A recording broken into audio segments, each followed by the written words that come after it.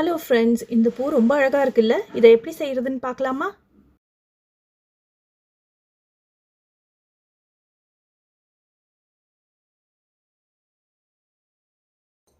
இந்த பூ செய்யறதுக்கு 8 ப்ளை yarn எடுத்திருக்கேன். 4.5 mm ஹூக் எடுத்திருக்கேன். முதல்ல ஒரு ஸ்லிப் நாட் போட்டுக்கங்க.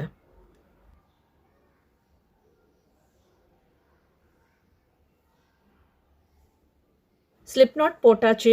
இப்போ 4 செயின் போடுங்க. 2 3 4 செயின் போட்டாச்சு. அதுக்கப்புறம் முதல் ஸ்டிச்சுக்குள்ளே ஸ்லிப் ஸ்டிச் பண்ணி விட்டுக்கங்க.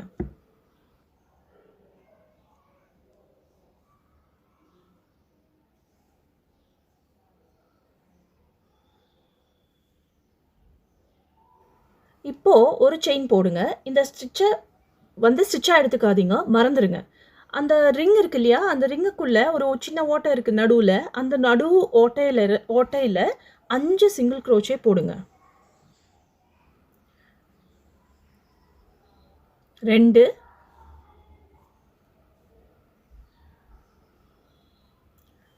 3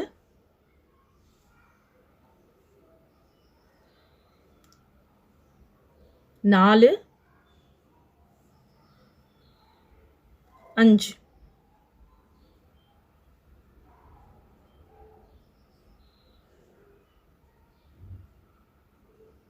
5 சிங்கிள் க்ரோஷே அந்த ஓட்டையில் நம்ம போட்டாச்சு. இப்போ ஒரு ஸ்லிப் ஸ்டிச்சு போட்டு விட்டுடுங்க.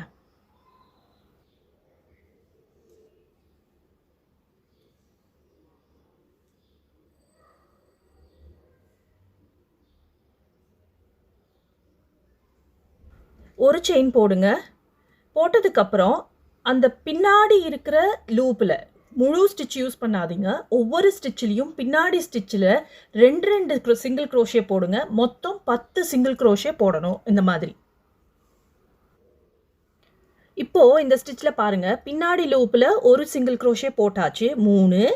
அதே ஸ்டிச்சுக்குள்ளே பின்னாடி லூப்பு மட்டும் யூஸ் பண்ணி 4வது ஸ்டிச்சு போடணும். இந்த மாதிரி தான் நீங்கள் ஸ்டிச்சு போடணும். இப்போது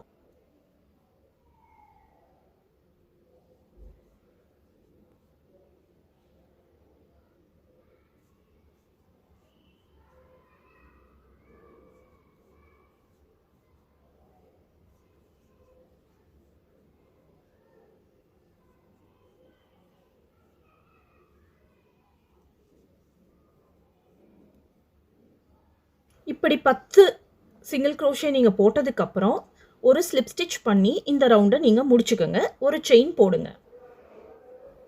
இப்போ ஒவ்வொரு சிங்கிள் க்ரோஷே மேலேயும் ஒவ்வொரு சிங்கிள் க்ரோஷே போடுங்க. மொத்தம் 10 சிங்கிள் க்ரோஷே. உங்களுக்கு பூவில் எவ்வளோ ஹைட்டு வேணுமோ அந்த அளவுக்கு நீங்கள் இதை இன்க்ரீஸ் பண்ணிக்கலாம். நான் இப்போ போட போகிறது 3 10 சிங்கிள் க்ரோஷே ரவுண்டு போட போகிறேன். நீங்கள் எவ்வளோ ஹைட்டு வேணுமோ அதுக்கேற்ப நீங்கள் இன்க்ரீஸ் பண்ணிக்கலாம்.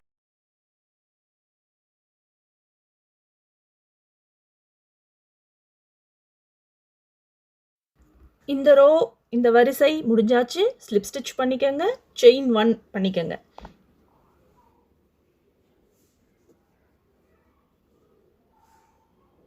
இப்போது இன்னும் ஒரு வரிசை 10 சிங்கிள் க்ரோஷே போட போகிறேன். முன்ன சொன்ன மாதிரி இன்னும் வேணும்னா நீங்கள் இன்க்ரீஸ் பண்ணிக்கலாம், இல்லாட்டினா இப்படியே விட்டுடலாம். ஞாபகம் வச்சுக்கோங்க, பின்னாடி லூப்பில் தான் நீங்கள் இந்த ஸ்டிச்சஸ் போடுவீங்க. முழுசாக ஸ்டிச்சு யூஸ் பண்ணி போட்டாலும் தப்பு கிடையாது. பேக் லூப்பில் போட்டிங்கன்னா அந்த வரி வரியாக அழகாக தெரியும், அவ்வளோதான்.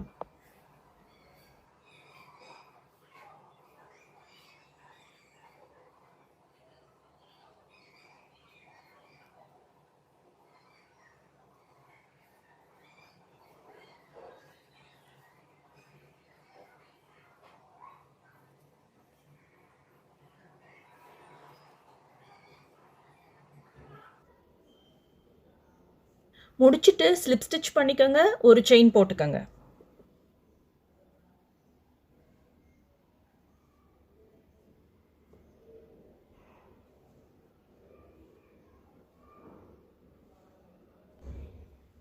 இப்போது ஒவ்வொரு பேக் ஸ்டிச்லேயும் பேக் லூப்லேயும் ரெண்டு ரெண்டு ஸ்டிச் போடுங்க.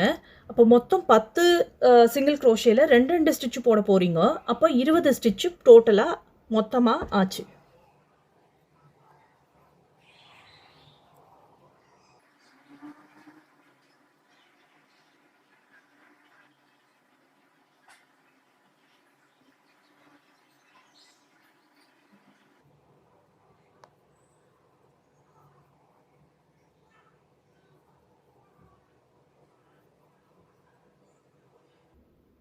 இருபது ஸ்டிச் போட்டாச்சு. ஸ்லிப் ஸ்டிச் பண்ணி விட்டுக்கங்க.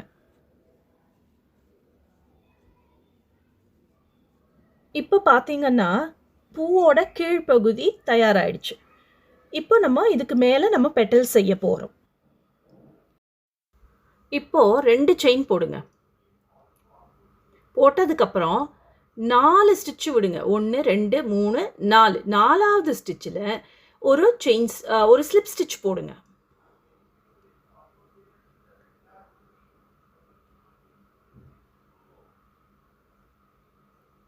இங்கே ஒரு ஸ்லிப் ஸ்டிச் போடுங்க.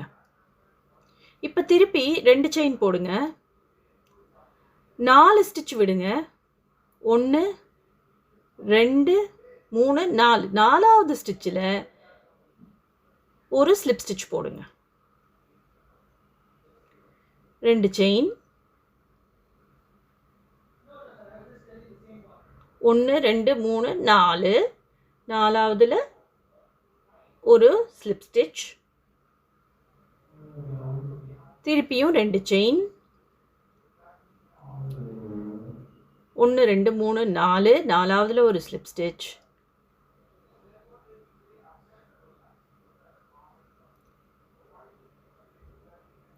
அதுக்கப்புறம் 2 செயின். எங்கே ஆரம்பிச்சிங்களோ அங்கே ஒரு ஸ்லிப் ஸ்டிச்.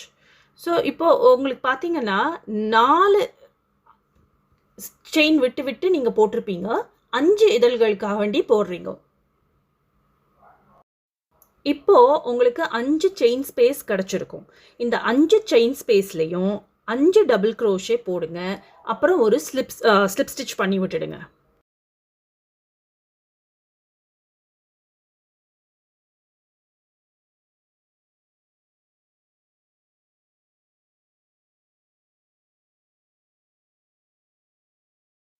இப்போ பாருங்க, ஒரு பெட்டல் நம்ம போட்டாச்சு.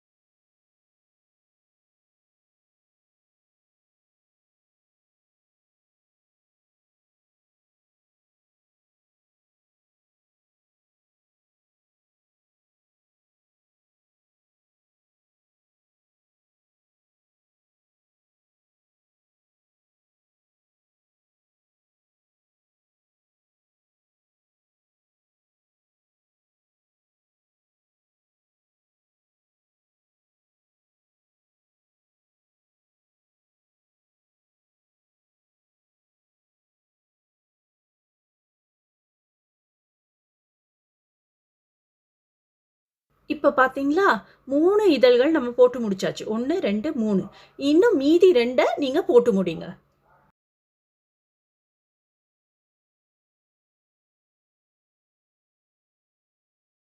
இப்போ இந்த அழகான பூ ரெடி ஆயிடுச்சு. ஒரு லூப்பு விட்டுட்டு யானை கட் பண்ணுங்க.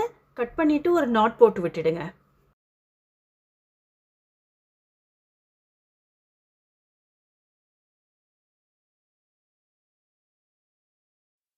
இப்போ எவ்வளோ அழகா இருக்கு பார்த்தீங்களா?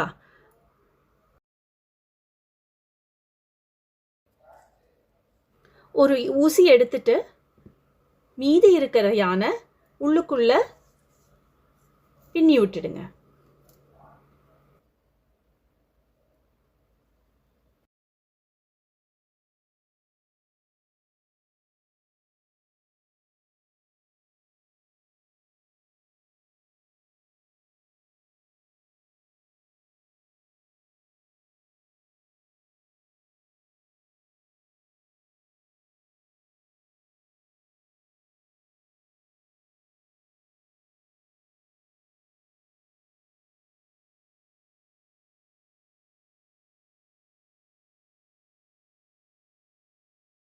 நீங்கள் இந்த பூவை இப்படியே கூட உபயோகப்படுத்திக்கலாம். நான் கொஞ்சம் மகரந்த குச்சிகளை வாங்கி வச்சுருக்கேன். அந்த குச்சிகள் பூக்கள் செய்கிறதுக்குன்னு வாங்கி வச்சுருக்கேன். அதை நீங்கள் இப்போ இதில் உபயோகப்படுத்திக்கலாம்.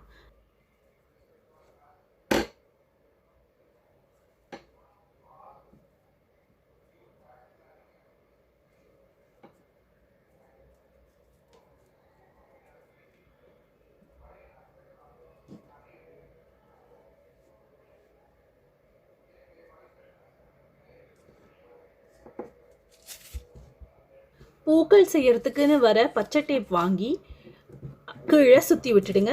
கொஞ்சம் ஃபெவிகால் யூஸ் பண்ணிக்கோங்க.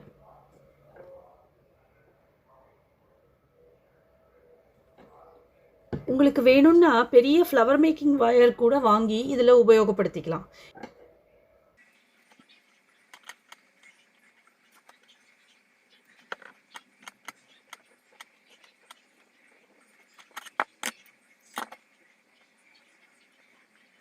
இப்போது எவ்வளோ அழகான பூ தயாராகிடுச்சு பார்த்தீங்களா? நீங்களும் இதை செஞ்சு பாருங்கள்.